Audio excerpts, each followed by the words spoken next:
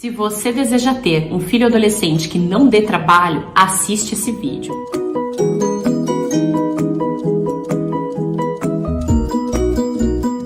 Oi, meu nome é Yesra, esse é o Manual da Infância e hoje eu vou conversar com você sobre os adolescentes que não dão trabalho e sobre as crianças que são boazinhas. O tema desse vídeo surgiu de uma postagem que eu li no Twitter e que me chamou muita atenção. A pessoa postou o seguinte: 100% dos adolescentes e dos pré-adolescentes que não deram trabalho para os pais cresceram com problemas psicológicos, sem exceção. E essa parte do sem exceção foi o que mais me chamou a atenção, porque eu não me identifiquei com essa postagem. Eu fui uma adolescente, eu fui uma pré-adolescente que não deu trabalho para os pais e eu não considero que eu seja uma pessoa com danos psicológicos. Eu sou uma pessoa muito saudável nesse aspecto, nesse quesito. E eu olhei para isso e falei que interessante, né? Que diferente essa constatação. Por que a pessoa está dizendo isso? E eu comecei a ler os comentários que tinha naquele post, né? As pessoas colocando relatos, explicando suas próprias histórias, concordando ou discordando do que estava escrito ali. E eu fiquei muito impressionada com a quantidade de gente que realmente estava dizendo que o fato de ter sido um adolescente, uma criança, um pré-adolescente bonzinho, que não deu trabalho para os pais, tinha acarretado em problemas psicológicos para a vida adulta. Quando eu falo problemas psicológicos, eu quero dizer ansiedade, fobia social, depressão, baixa autoestima, esse tipo de coisa. E eu comecei a ler os relatos e eu quero compartilhar com você esses relatos. Eu separei alguns deles, eu não vou citar nomes porque eu não tenho autorização para isso, mas eu vou ler para você alguns desses relatos que me chamaram bastante atenção para a gente poder conversar sobre o que essas pessoas estão dizendo e por que elas estão falando isso que elas estão falando. Isso é extremamente importante se a gente deseja criar crianças saudáveis, se a gente deseja criar adolescentes saudáveis. Porque se a gente parar para pensar, todo mundo quer ter um filho bonzinho, todo mundo quer ter um filho que não dê trabalho. Mas o que a gente entende por filho que não dê trabalho, por adolescente bonzinho, é completamente diferente da realidade do que deveria ser um adolescente que não deu trabalho, do que deveria verdadeiramente ser uma criança boazinha. Eu vou ler os relatos para você e você vai entender o que eu estou falando. Eu estou com os relatos aqui do lado, então eu vou olhar para essa parte de cá, porque eu preciso ler para te explicar melhor sobre esse assunto. O primeiro relato que eu separei aqui foi um comentário dentro desse post em que a pessoa colocava: eu vivo exatamente isso, às vezes penso que não aproveitei a vida e vem a crise de choro. O que a pessoa quis dizer com isso? Que por ela ter sido um adolescente, um pré-adolescente, uma criança boazinha, que não deu trabalho para os pais, ela cresceu, ela virou um adulto com a sensação de que não aproveitou a vida. A pessoa vive a sensação de que ela não viveu, de que ela não aproveita a vida dela e ela tem crises de choro com isso. Isso foi o primeiro relato que eu separei. Aí o segundo relato diz: quando eu era criança, sempre me elogiavam que eu era quieta, não dava trabalho para ninguém e era educada. Agora eu sou toda complexada, com fobia social e ansiedade. Ou seja, essa pessoa, ela não só explicou quais são os problemas que ela tem, quanto ela ainda conseguiu trazer, ela conseguiu dizer de onde que vem esses problemas. Quando ela era criança, diziam para ela que ela era quieta, que ela era educada, elogiavam ela por isso, isso foi colocado para ela como uma coisa boa, e ela cresceu com o que ela mesma diz, complexada e com fobia social e ansiedade. Ou seja, criança quietinha, criança boazinha, criança que não deu trabalho, que todo mundo elogiava, cresceu com fobia social e ansiedade. Por que isso aconteceu? É exatamente o que eu quero te explicar nesse vídeo, mas vamos para o próximo relato. O terceiro relato diz: meus pais são extremamente controladores e super protetores e isso me deixa muito mal. Coisas normais que outras pessoas fazem me deixam ansiosa.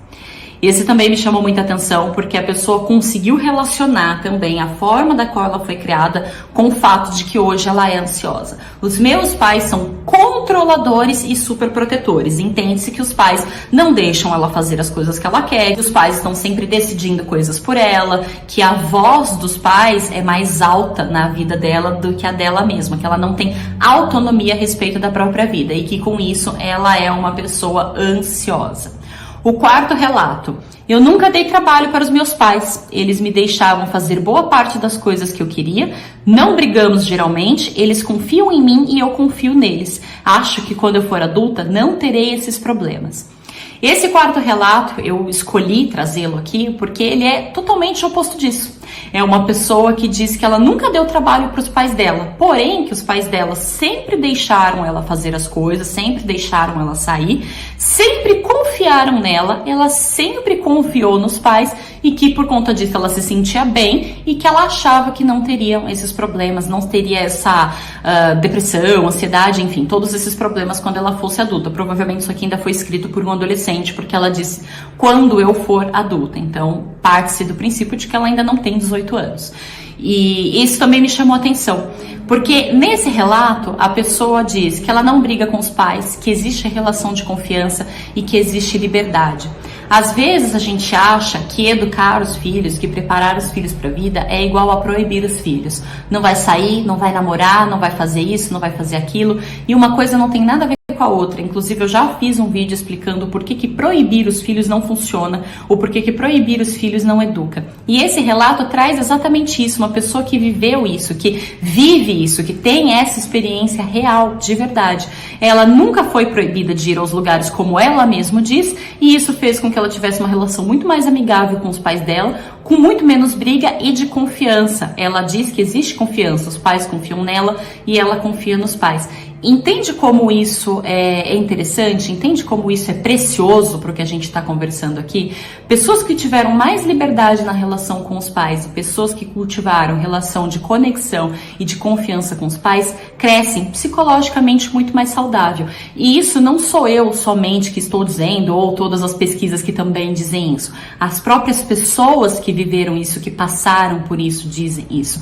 Isso aqui que eu estou trazendo para você é o relato real de um adolescente que disse, que colocou essas informações ali, que a vida dele é assim em decorrência da boa relação que cultivou com os pais. Você entende o tamanho disso, o impacto disso, a profundidade disso? Eu vou continuar lendo os relatos para você. O próximo relato diz: eu não entendo a falta de confiança que a minha mãe tem em mim. Eu sempre fui a filha perfeita e nunca dei trabalho, e mesmo assim ela não me deixa sair. Esse quinto relato também me chamou bastante atenção, porque a pessoa coloca que ela sempre fez um esforço para conseguir a confiança da mãe, sempre sendo uma boa filha ou a filha perfeita, e mesmo assim a mãe não confia nela, ela não entende de onde vem tanta desconfiança e que a mãe dela não deixa ela sair. E eu coloquei esse relato, eu separei esse relato, porque também me chamou muita atenção que essa pessoa diz que sempre foi a filha perfeita, sempre se dedicou para fazer isso e mesmo assim a mãe não tem confiança nela. Na realidade, o que acontece com essa mãe é muito mais que a mãe não tem confiança na educação que a mãe está dando para a filha do que na filha em si. Como assim? Eu vou te explicar. Se a gente não confia na educação que a gente escolheu dar para os nossos filhos, como é que a gente vai confiar nos nossos filhos? Quando a gente escolhe educar sem violência, quando a gente escolhe educar ativamente, quando a gente recorre aos recursos nobres de educação, nós estamos fazendo uma escolha consciente que não tem só a ver com o presente, com não bater na criança de 5 anos, tem a ver com o adolescente de 15, com o adulto de 25, 35, 45. A forma que a gente educa a criança de 5 anos vai ter impacto para o resto da vida. Quando a gente sente que a gente não tem as ferramentas para lidar com os filhos, quando a gente sente que a gente não está sabendo educar, quando a gente sente insegurança com os métodos que nós estamos escolhendo e abordando, a gente acaba por não confiar nos próprios filhos que a gente educou. Porque se eu não confio na educação que eu passei para você, como é que eu vou confiar em você? E isso fica muito claro no relato dessa menina, porque ela até coloca que por mais que ela fosse a filha perfeita, a mãe não confiava nela. A questão não é como a menina se comporta ou como a menina se esforça para se comportar. A questão é que a mãe, dentro dela mesma, de forma inconsciente, não confia na educação que deu para a própria filha. Faltou ferramentas para essa mãe, faltou discurso para essa mãe, faltou habilidades, faltou conhecimento a respeito de educação e desenvolvimento infantil. E essa mãe tem insegurança com isso. Por mais que ela não saiba disso conscientemente, ela tem insegurança, e eu afirmo que ela tem insegurança porque isso se reflete no comportamento da filha hoje, porque isso se reflete na forma que ela trata a filha hoje. Ela não deixa a filha sair. Ela não deixa a filha sair porque ela não confia confia na própria filha. E por que não confia? Porque não confia na educação que ela deu. Isso faz sentido para você? Vamos para o próximo relato.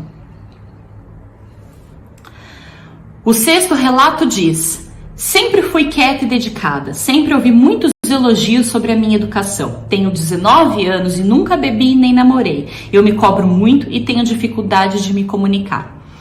Mais uma vez a gente chega no ponto em que a criança era boazinha, em que a criança era quietinha, em que a criança era dedicada, a criança era elogiada por ser quietinha, por ser educada, cresceu, ficou com dificuldade de comunicação e com cobrança, uma pessoa que tá cobrando dela o tempo todo, que ela não consegue fazer as coisas direito, ou que isso não tá bom, que não tá perfeito, enfim, é uma pessoa com um nível muito alto de perfeccionismo ao ponto de que isso afeta negativamente a vida dela. Mais uma criança boazinha que cresceu aí com problemas psicológicos. Por que isso acontece?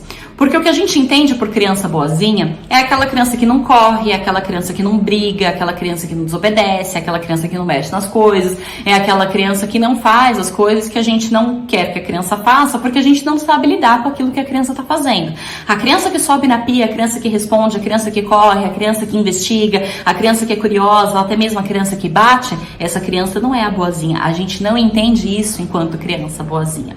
Só que existe um fenômeno que acontece com as crianças, que a Maria Montessori explica, que é o seguinte: a criança, por natureza, ela ama o seu adulto referência, ela ama os adultos com quem ela tem conexão e a criança deseja sempre obedecer ao adulto. A criança não faz as coisas erradas de propósito, ela não acorda de manhã pensando, nossa, o que eu vou quebrar em casa hoje? Não é assim que a cabeça da criança funciona. A criança anseia e a criança deseja obedecer ao adulto. Se a criança deseja obedecer ao adulto, por que a criança desobedece? Você deve estar se perguntando. Porque ao mesmo tempo em que a criança deseja obedecer ao adulto, existe uma coisa que acontece com a criança, que acontece no cérebro da criança, que é a própria natureza de desenvolvimento dela. A criança precisa aprender a sentar para depois engatinhar ou se arrastar, para depois aprender a andar, para depois aprender a correr, e tudo isso é feito naturalmente pela natureza de desenvolvimento da criança, pelo instinto da criança. O instinto da criança ensina ela a andar, o instinto da criança ensina ela a falar, o instinto da criança permite com que ela cresça e com que ela se desenvolva. Quando o adulto pede coisas que está de acordo com esse instinto, a criança consegue obedecer, consegue crescer feliz e consegue crescer segura. Como assim? A natureza da criança faz com que ela sinta fome e aí o adulto chama para almoçar. A natureza da criança faz com que ela sinta frio e aí o adulto pede para que a criança coloque a blusa. Quando a natureza da criança e o adulto estão conversando em harmonia, a criança cresce segura, a criança cresce feliz e a criança tem um prazer imenso de obedecer ao adulto, porque a criança entende e vive a necessidade real daquilo. Agora, quando a natureza da criança pede uma coisa e o adulto pede outra completamente diferente, uma tempestade acontece dentro da criança. Ela vive uma crise. E a criança precisa escolher quem ela vai obedecer, ao adulto ou à própria natureza. Se a criança escolhe obedecer ao adulto, ela cresce com esses problemas. A criança que é quietinha, que é boazinha, que não faz nada, que é uma santa, ela cresce com problemas relacionais depois, porque ela não tem a capacidade de desenvolver a própria natureza. Então, quando a criança desobedece ao adulto, ela na realidade está procurando um refúgio, ela na realidade está procurando uma forma de sobreviver e de continuar se desenvolvendo, porque o adulto diz, não sobe na cadeira, mas a natureza da criança fala, movimente os seus músculos. Cresça, crie coordenação motora fina, crie coordenação motora grossa, suba na cadeira. E não é sobe na cadeira para desobedecer ao adulto, é sobe na cadeira para exercitar os seus músculos. Existe uma necessidade psicológica e fisiológica por trás das coisas que a criança faz. Todo comportamento da criança é uma demanda, e eu já falei disso em outros vídeos. Então, quando a criança coloca a cadeira na frente da pia, para subir na cadeira, para subir na pia, para subir na geladeira, para pegar o pote de bala, a criança está muito mais preocupada com o processo do que com o pote de bala em si. É claro que o pote de bala acaba sendo o objetivo dela, mas o orgulho de verdade da criança é o processo. Eu consegui pegar. Olha, mãe, o que eu fiz. Eu tive a coordenação de subir na cadeira, depois eu subi na pia me equilibrando, depois eu subi na geladeira na pontinha dos pés e eu consegui. Porque a natureza da criança pede por isso. Desenvolva os seus músculos, cresça, aprenda, faça as coisas. Quando a criança quer colocar a roupa sozinha e o adulto diz que ela não vai colocar porque ela veste a roupa toda torta, ele está em conflito com a natureza da criança. Porque a natureza da criança diz: crie independência desse adulto, aprenda a se vestir, aprenda a manipular o seu próprio corpo e as coisas que envolvem o seu corpo. E se o adulto não deixa, a criança grita, a criança se estressa, porque ela entra em conflito, ela tem uma tempestade acontecendo dentro dela. Essa tempestade não é racional, mas ela é muito simples de entender. A natureza da criança não deixa com que ela fique sentada 6 horas por dia assistindo televisão. E a criança que apresenta esse tipo de comportamento: ah, mas o meu filho fica 6 horas por dia assistindo televisão. Então, seu filho não tem um desenvolvimento normal. Sinto em te dizer, mas a criança que fica 6 horas assistindo televisão não tem um desenvolvimento normal. Porque a criança normal brinca, porque a criança normal escala as coisas, a criança normal mexe em tudo, a criança normal corre e explora. Isso é normal, isso é saudável, isso é bom para o desenvolvimento. Então, quando a gente quer a criança boazinha, que não faz nada, que não mexe em nada, que nunca responde, que nunca contesta o adulto, a gente está pedindo para que essa criança se desenvolva fora do normal. A gente está pedindo para que essa criança se desenvolva com danos psicológicos, sim, porque as coisas que a criança faz, que a gente chama de desobediência, nada mais é do que a natureza da criança agindo por si própria. Isso faz sentido para você? Eu vou continuar lendo os relatos para poder te explicar mais sobre esse assunto. O próximo relato diz: sinto como se eu não tivesse aprendido a viver, mesmo sendo adulta, e para piorar, tenho depressão e transtorno de ansiedade. O 7º relato é muito parecido com o primeiro. A pessoa diz que ela sente que ela não sabe viver, que ela não aprendeu a lidar com a vida, mesmo que ela seja adulta.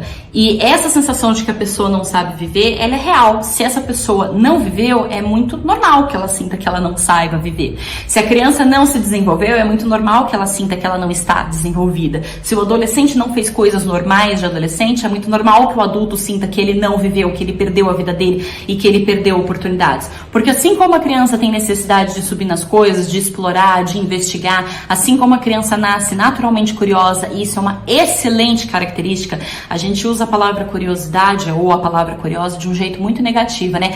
Deixa de ser curioso, menino, tira a mão daí, sendo que curiosidade é uma coisa boa. Curiosidade é importantíssimo para a vida adulta, é importantíssimo para o mercado de trabalho, porque as pessoas curiosas são aquelas que investigam, são aquelas que revolucionam, são aquelas que transformam, são aquelas que vão atrás da resposta. Se a gente mata a curiosidade que existe na criança, nós estamos matando um benefício, uma qualidade que é enorme. A pessoa que é sem curiosidade, ela não quer aprender, ela não tem interesse em aprender. Vou aprender pra quê? Vou fazer o quê com isso?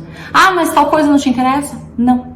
É uma pessoa que fica desinteressada e desinteressante. Então, ser curioso, ser curiosa não é ruim. Não é uma coisa que a gente fala para as crianças como deixa de ser curioso ou a curiosidade matou o gato. A curiosidade não é ruim, a curiosidade é boa e ela só precisa ser bem direcionada. Não tem problema nenhum a criança ser curiosa, o problema é a criança ser mal conduzida. Então, quando esse adolescente não vive a adolescência dele, quando esse adolescente não faz coisas normais para a idade dele, ele vai crescer sim com essa sensação de que ele não viveu, com essa sensação de que ele é um adulto que não sabe viver. E aí vem as fobias sociais, a depressão, a ansiedade, os danos psicológicos de quem não se desenvolveu direito quando era para ter se desenvolvido.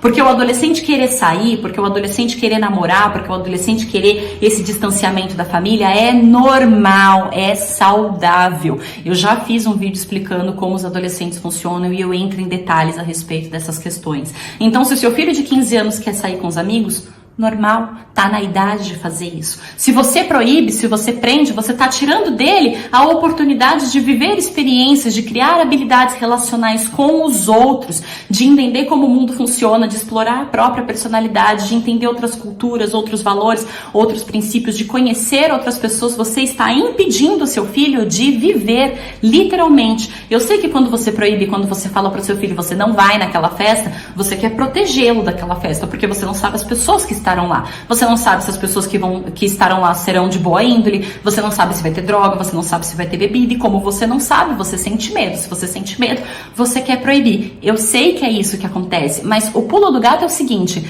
não é proibir o filho porque você sente medo e não sabe quem tá do outro lado, é preparar o filho para lidar com quem estiver do outro lado. Eu já fiz um vídeo aqui explicando como manter os filhos longe das drogas, e o que eu falo nesse vídeo é: não adianta você proibir o seu filho de usar drogas, o que você tem que fazer é ensinar o seu filho o que droga significa.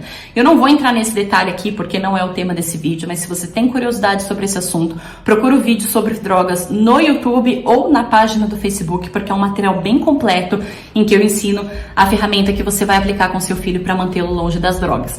E aqui eu volto a tocar nesse assunto porque não adianta você proibir o seu filho, ele vai fazer escondido. E se ele não fizer escondido, ele vai crescer com esses danos. Por que ele vai crescer com esses danos? Por que tem tendência a ter depressão? Por que fica com fobia social? Por que tem ansiedade? Porque não se desenvolve.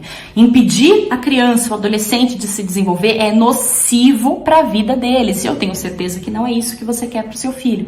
Então proibir não funciona, porque ou faz escondido ou fica com problemas depois. E você não quer nenhuma coisa nem outra. Você não quer nem o seu filho fazendo escondido e nem o seu filho com fobia social depois. Tinha relatos nesse tweet, tinha o pessoal respondendo que não conseguia ir na padaria. Pessoas de 19 anos colocando: nossa, eu me sinto ansiosa, eu me sinto nervosa até pra ir na padaria. Gente, isso é um absurdo. Você parar pra pensar nisso, que essas pessoas cresceram com um dano psicológico tão grande que elas não conseguem ir na padaria. A judiação que é isso, a tristeza que é isso, a quantidade de anos de terapia que essa pessoa não vai precisar para fazer coisas simples do dia a dia, quanto ir na padaria. É isso realmente que a gente quer? Por que a gente quer crianças boazinhas e o que significa as crianças boazinhas? Você entende que quando a gente fala: meu filho é quietinho, meu filho é bonzinho, você está dizendo que o seu filho não faz coisas normais da infância. Isso não tem nada a ver com uma criança boazinha. Isso não tem nada a ver com uma criança quietinha. Isso tem a ver com uma criança que não está crescendo adequadamente, com um adolescente que não está se desenvolvendo do jeito que precisa. Eu vou continuar lendo os relatos para conseguir te explicar melhor sobre esse assunto. O último relato que eu peguei diz o seguinte: nunca dei trabalho para os meus pais. Eles sempre confiaram em mim e eu neles. São 100% meus melhores amigos e me ajudam em tudo. Me deixam ir aonde eu quiser e nunca menti para eles sobre onde eu iria. Não tenho problemas de cabeça.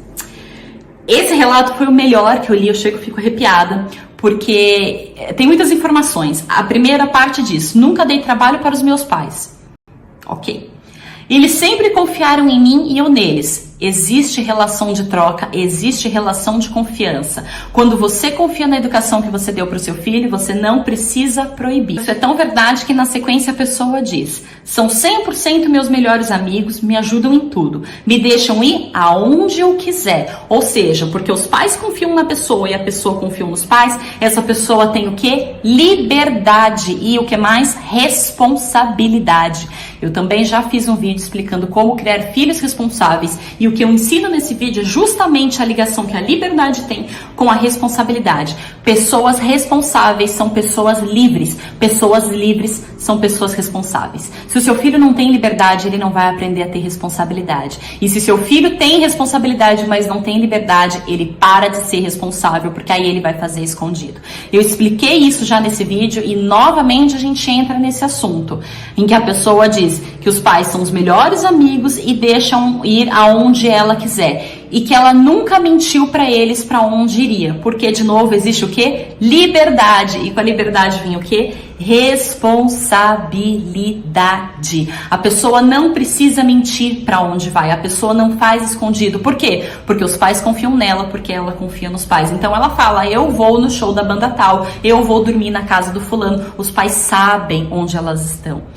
Os pais sabem onde a pessoa está e a pessoa confia nisso, ela confia que o pai vai dar liberdade e o pai confia que o filho vai ser responsável em troca. Essa troca é saudável. Você ouvir um adolescente dizendo que os pais dele são os melhores amigos dele é a melhor coisa que pode acontecer na educação de alguém. A minha melhor amiga é a minha mãe. Eu sou adulta, eu não moro no mesmo estado que a minha mãe, eu não devo satisfação da minha vida para minha mãe.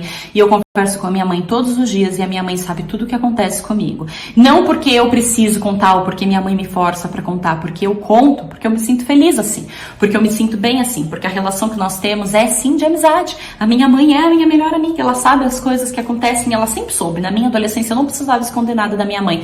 Por quê? Porque eu era responsável. E eu era responsável por quê? Porque eu tinha liberdade.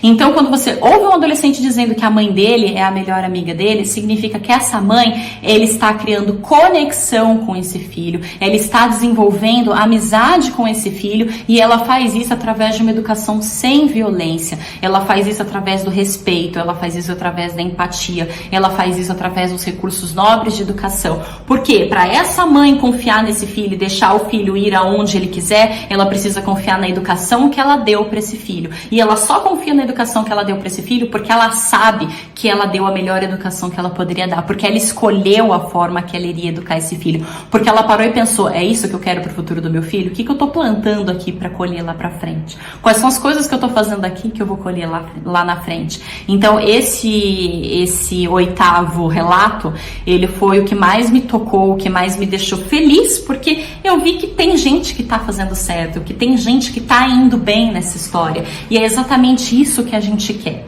Quando a gente quer um filho bonzinho, quando a gente quer um adolescente que não dê trabalho, a gente não quer um adolescente que fica em casa trancado e não faz nada e não se desenvolve. A gente quer um adolescente que tenha responsabilidade. Eu fui uma adolescente extremamente responsável. Isso significa que eu nunca saí na minha vida? Não, eu saía. Quando eu queria ir numa festa, eu ia. Quando eu queria dormir na casa da minha amiga, eu ia. Quando eu queria ir no show de alguma banda, eu ia. E a minha mãe sempre confiava em mim porque ela sabia que as coisas que ela tinha escolhido para minha educação, ela poderia confiar, ela poderia dormir tranquilamente à noite, sabendo que eu estava bem amparada, que eu conseguia fazer escolhas, que eu conseguia tomar decisões, que eu era responsável, que eu tinha noção de consequência, porque a minha mãe optou pelos recursos nobres de educação.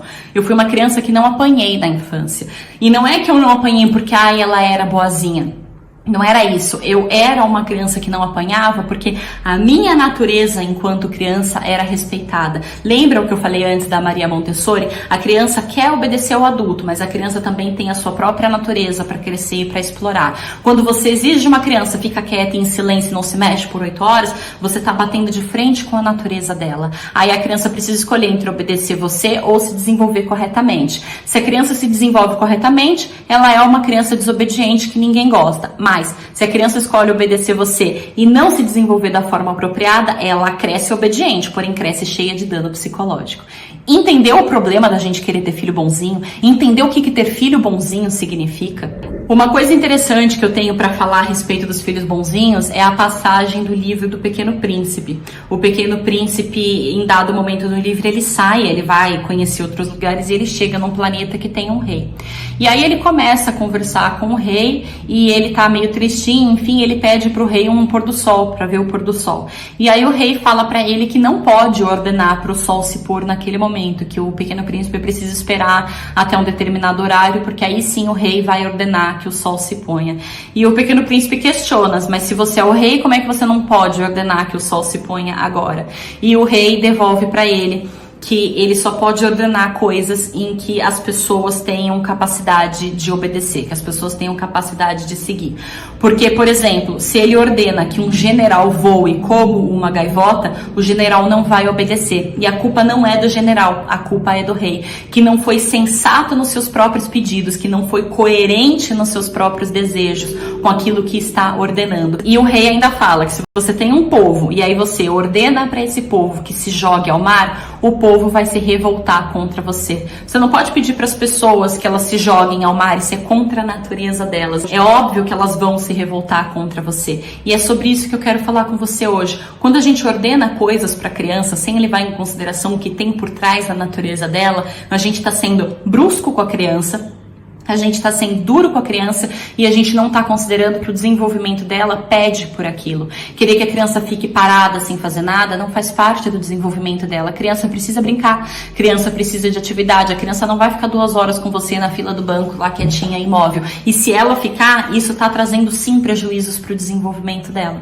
Quando você fala para a criança, para de mexer aí, menino, você está podando da criança a curiosidade, você está tirando da criança o observar as coisas, o aprender, fazer, o manipular, o conhecer o mundo. E eu explico como isso funciona em um outro vídeo em que eu trato do desequilíbrio majorante. O desequilíbrio majorante, ele foi uma teoria desenvolvida pelo Piaget, em que ele diz que toda vez que a criança é exposta a um objeto ou a uma situação desconhecida, o senso de curiosidade da criança soa um alarme que diz, nossa, você precisa conhecer isso. E se o adulto não deixa a criança conhecer aquilo, essa curiosidade nunca vai normalizar. Por exemplo, a criança nunca viu uma caneta na vida. Quando a criança vê a caneta pela primeira vez, ela quer pegar, ela quer saber como é que funciona, para que isso serve. Se eu, que sou adulta, não deixo a criança mexer na caneta, a curiosidade que a criança tem sobre a caneta nunca vai passar, porque a caneta em si tem mais conhecimento sobre a criança do que a criança sobre a caneta. Entendeu o que eu quis dizer? Então, o Piaget explica isso com o desequilíbrio majorante. E é muito interessante esse conceito, é muito interessante esse estudo, eu já falei dele num vídeo também, e é exatamente isso que a gente faz quando a gente está proibindo a criança, quando a gente está dizendo não o tempo todo, quando a gente fica falando não mexe aí, não faz isso, não faz aquilo.